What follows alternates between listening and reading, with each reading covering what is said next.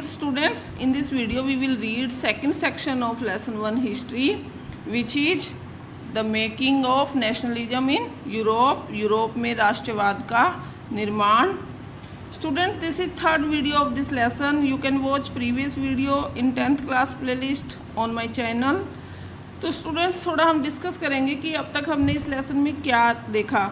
तो previous video में हमने देखा कि 1789 में फ्रेंच रिवॉल्यूशन के बाद फ्रांस में डेमोक्रेसी आई. दैट मीन्स इससे पहले फ्रांस में कौन सा सिस्टम था? इससे पहले फ्रांस में मोनार्क सिस्टम था. लेकिन 1799 में नेपोलियन ने फिर से फ्रांस में मोनार्क सिस्टम शुरू कर दिया.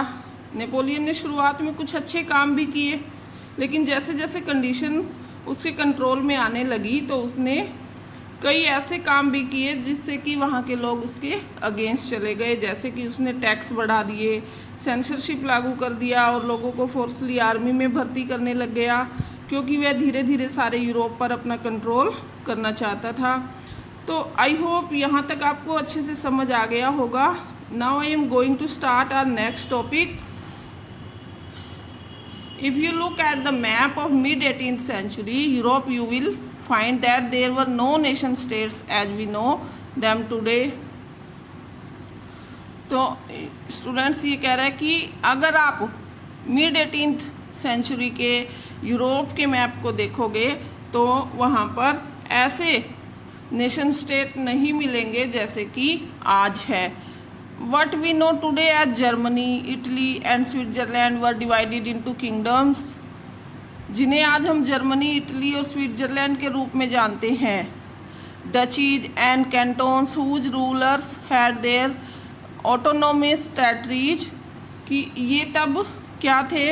ये वहाँ उस टाइम मोनार्क सिस्टम था वहाँ पर, और ये अलग अलग उसमें बटे हुए थे. जैसे डचीज में बटे हुए थे, कैंटन्स में बटे हुए थे. ये सभी जो अब हम जिन्हें जर्मनी, इटली एंड स्विट्जरलैंड कह रहे हैं.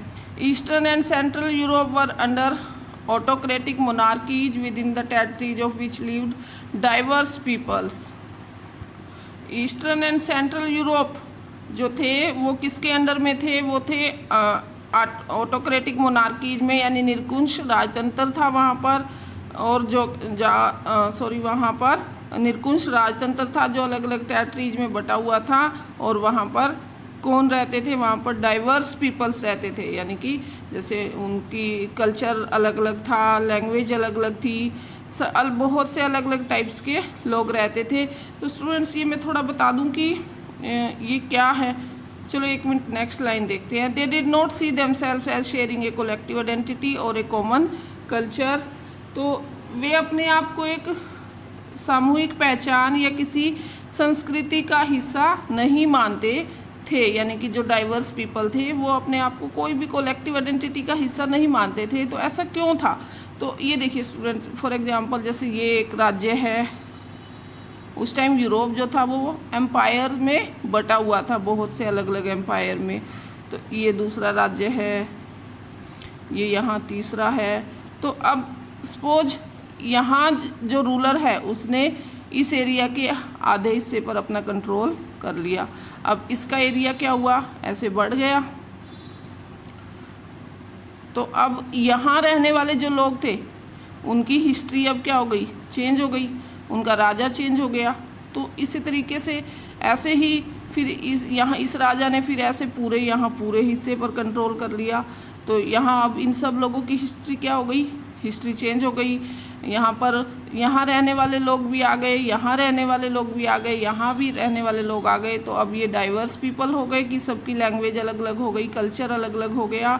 तो इसीलिए इनके पास इनकी कलेक्टिव आइडेंटिटी नहीं थी. कलेक्टिव आइडेंटिटी मैंने प्रीवियस वीडियो में बताई थी कि सामूहिक पहचान, कि ये किस देश में रहते हैं. इनकी कोई सामूहिक पहचान नहीं थी. Often they even spoke different languages and belonged to different ethnic groups. तो ये फिर से वही बता रहा है कि ये अलग अलग लैंग्वेज बोलते थे और अलग अलग एथनिक ग्रुप्स में बटे हुए थे. एथनिक ग्रुप्स मतलब कोई हिंदू था, कोई मुस्लिम, कोई बौद्ध, कोई सिख, इस तरीके से.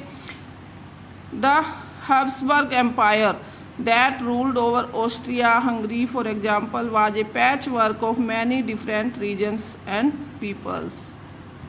तो स्टूडेंट्स यहाँ हम हैब्सबर्ग एम्पायर की बात करेंगे जिसने पूरे ऑस्ट्रिया और हंगरी पर अपना कंट्रोल कर रखा था। तो हैब्सबर्ग एम्पायर क्या था? वो पैचवर्क था, मतलब बहुत से अलग अलग रीजन्स और अलग अलग पीपल जो थे वो उसके अंदर थे। जैसे कि हो सकता है हैब्सबर्ग का जो रूलर था उसने एक एक करके अपना एरिया दूसरे राजा के कंट्रोल का एरिया अपने अंडर में कर लिया। It included the Alpine region, the Tyrol, Austria and the Sudetenland as well as Bohemia, where the aristocracy was predominantly German speaking. तो ये सारे एरिया जो अभी मैंने बोले स्टूडेंट्स, ये हैब्सबर्ग में इंक्लूड थे और कुछ एरिस्टोक्रेसी थे वहाँ। एरिस्टोक्रेसी जो वर्ड है स्टूडेंट्स ये डिफाइन करेगा अमीर लोगों को, कि कुछ अमीर लोग इन सारे ग्रुप्स में थे और वो कौन सी लैंग्वेज बोलते थे?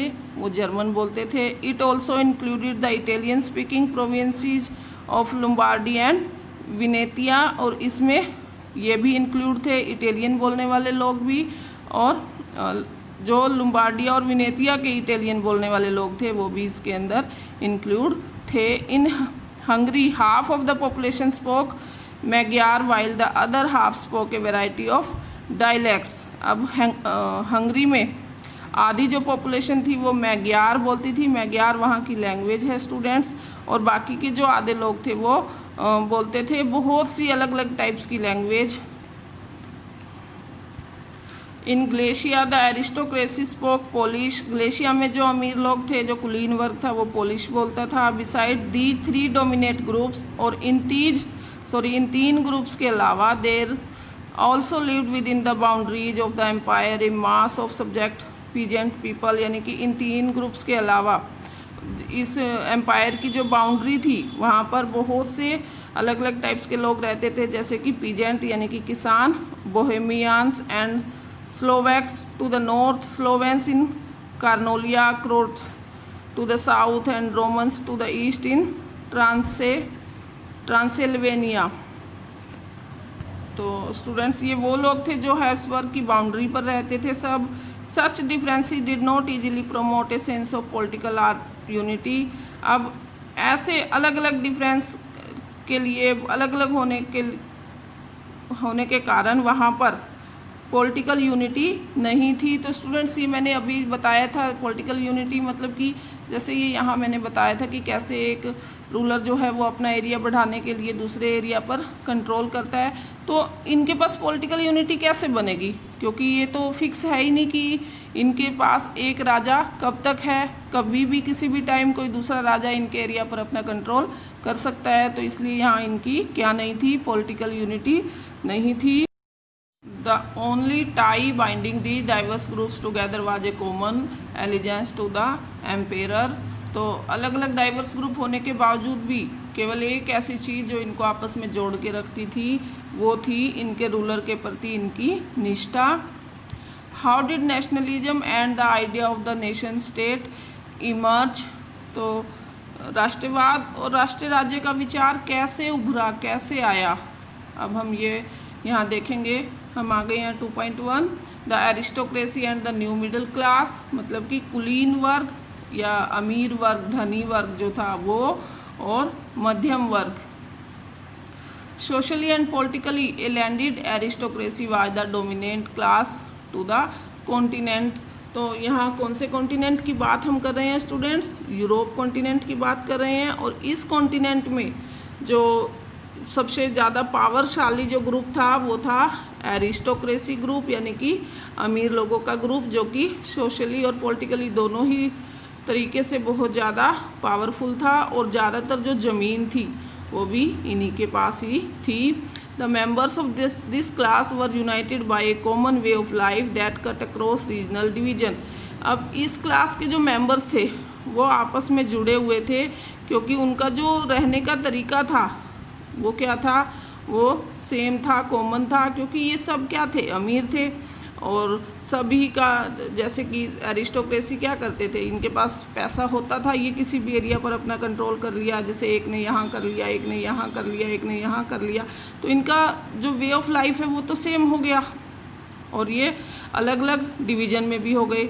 दे owned estates in the countryside and also town houses, ये गाँव में भी होते थे और नगरों में, शहरों में भी। They spoke French for purposes of diplomacy and in high society, ये फ्रेंच लैंग्वेज बोलते थे अपने राजनीतिक काम के लिए और हाई सोसाइटी में। Their families were often connected by ties of marriage, इनका परिवार आपस में जुड़ा हुआ होता था शादी के द्वारा। फॉर एग्जांपल, इस रूलर की बेटी की शादी इस रूलर के साथ हुई और इसकी इसके साथ, तो इस तरीके से ये आपस में क्या थे, जुड़े हुए थे। This powerful aristocracy was however numerically A small group, और ये जो शक्तिशाली जो एरिस्टोक्रेसी का जो ग्रुप था वो स्मॉल ग्रुप था, ये ज़्यादा नहीं थे। The majority of the population was made up of the peasantry, ज़्यादातर जो पॉपुलेशन की मेजोरिटी थी वो थी पीजेंट्री की, मतलब किसानों की, किसान ज़्यादा थे। To the west the bulk of the land was farm by tenants and small owners, while in eastern and central Europe the pattern of land holding was characterized by vast estates which were cultivated by serf। तो waste की side students ज़्यादातर जो ज़मीन थी वो किराएदार लेते थे उन्हें, या फिर छोटे किसान करते थे, और जबकि ईस्टर्न साइड और सेंट्रल यूरोप, पूर्व की साइड और मध्य यूरोप में भूमि जो है ना वो बटी हुई थी जागीरों में, और उन पर सिर्फ खेती करते थे। सिर्फ स्टूडेंट्स होते हैं भूदास, जो भूमि के दास होते हैं, या हम भूदास कहेंगे कि दास जो होते थे वो यहाँ खेती करते थे।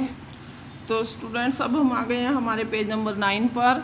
In western and parts of central Europe the growth of industrial production and trade mean the growth of towns and the immigrants of commercial classes whose extension was based on production for the market।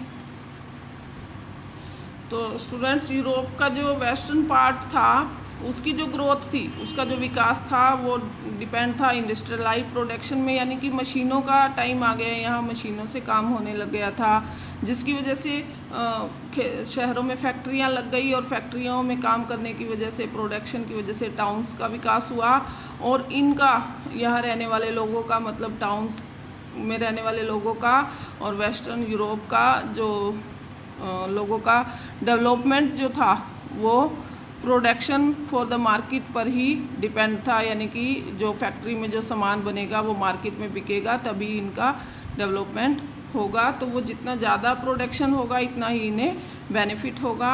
Industrialisation began in England in the second half of the 18th century, but in France and parts of the German states it occurred only during the 19th century। तो जो industrialisation जो था वो England में शुरू हुआ 18th century के दूसरे भाग में ही शुरू हो गया, लेकिन फ्रांस और जर्मन के कुछ पार्ट्स में ये 19th सेंचुरी में शुरू हुआ। तो इंडस्ट्रियलाइजेशन स्टूडेंट्स हम आगे रीड करेंगे, एक लेसन भी हमारा आएगा। अभी थोड़ा मैं बता दूं कि मशीनों से काम करना शुरू हुआ, फैक्ट्रियाँ लगनी शुरू हुई, तो ये उस टाइम की बात कर रहे हैं। In its wake new social groups came into being a working class population and middle classes made up of industrialist, businessmen, professionals in Central and Eastern Europe. These groups were smaller in number till late 19th century। और industrialisation के कारण एक नया social group बना students, जो कि जिसमें लोग आए, मिडिल क्लास के लोग आए, इंडस्ट्रियलिस्ट आए जिन्होंने फैक्ट्रियाँ लगाई, बिजनेसमैन आए, प्रोफेशनल्स आए, ये सब आए। और ईस्टर्न यूरोप में ये ग्रुप जो थे वो क्या थे, कम थे 19th सेंचुरी तक। It was among the educated and liberal middle classes that ideas of national unity following the abolition of aristocratic privileges gain popularity. तो स्टूडेंट्स ये कह रहे हैं कि एरिस्टोक्रेटिक जो लोग थे, अभी मैंने बताया भी था कि कुलीन वर्ग, उनको कुछ विशेषाधिकार मिले हुए थे, जैसे 9th क्लास में हमने रीड भी किया था कि उन्हें टैक्स नहीं देना पड़ता था, उनके बच्चों को जॉब की गारंटी होती थी, इस तरीके से। तो जब डेमोक्रेसी सिस्टम आया तो इनसे ये जो पावर थी इनकी ये छीन ली गई, तब जाकर इन लोगों को, यानी कि जो एजुकेटेड लोग थे, जो लिबरल मिडिल क्लास के लोग थे, इनके पास आइडिया आया। किस चीज़ का आइडिया आया? नेशनल यूनिटी का आइडिया आया, राष्ट्रीय एकता का आइडिया इनके पास आया। और ये कब आया? ये आया एरिस्टोक्रेटिक लोगों की जो पावर थी उनका अबोलिशन होने के बाद। तो स्टूडेंट्स, आई होप ये आपको समझ आ गया होगा, और अगर अच्छे से सारा समझ आया तो please like, share and subscribe my channel. In next video we will discuss point 2.2 what did liberal nationalism stand for। अब हम मिलते हैं हमारी नेक्स्ट वीडियो में। Thanks for watching.